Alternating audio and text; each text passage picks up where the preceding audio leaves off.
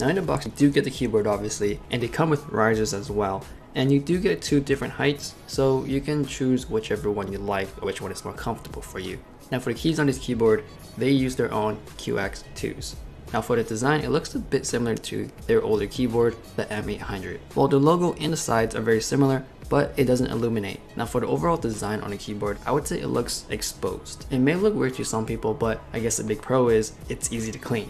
I would also like to mention that taking the keys off and exchanging them, it's very easy to do, and it's probably the easiest one I've ever done on any keyboard. Of course, this is an RGB keyboard that lights up, but I want to go back to how exposed this keyboard is. Now it may be bothersome to some people because this thing leaks light a lot. Some of you guys might not like the look, or it may just bother you while you're sleeping. That is if you leave the keyboard on overnight. Again, this keyboard uses QX2s, and for pressing the keys, it's fairly easy to press. You don't really need to apply too much force, and if you have heavy fingers, then you might set off a skill or something that you might not intend to do. So be mindful of that. This keyboard does give you multimedia keys and buttons to lower and brighten your LED settings. So to use these keys, you have to hold down the Steelseries button and then you can press on any of these keys.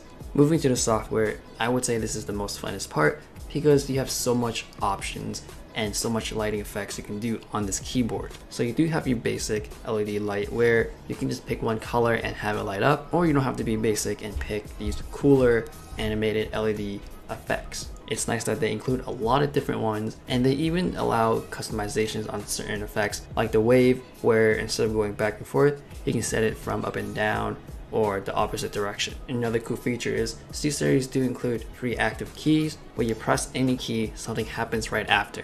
There's a bunch of settings for that, and you can choose the speed. They are cool effects, and you can make the keyboard look very chaotic. There are a key binding tab where you can assign any key to anything. You don't have macro keys, so you can't really have a lot of functionality there, but still you can assign any key to whatever you want. And in the settings tab, you do have basic options there, like your polling rate and LED brightness level.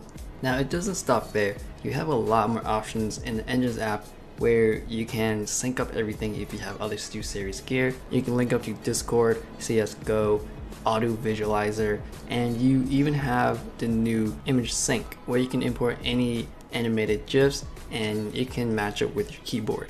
Now they do give you a couple examples, but you can always make your own.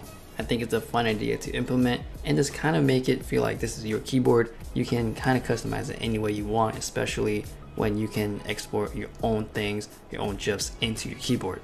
Now they've done this in the past with their mouses with the little LED screens on the side or on the bottom, and you can import whatever you want. So overall, I think this is a good keyboard. There are some things that may knock off some people because of how exposed it is or how much the light leaks out of this keyboard, but the biggest impression that leaves me on this keyboard is its lighting effects. The software is very easy to use, and you can export whatever GIFs you want on this keyboard and the reactive effects, which makes the keyboard fun to use. So I'm going to end the video with me typing on the keys. It'll give you an idea how it sounds. So if you like this video, like and subscribe, and always enjoy your entertainment.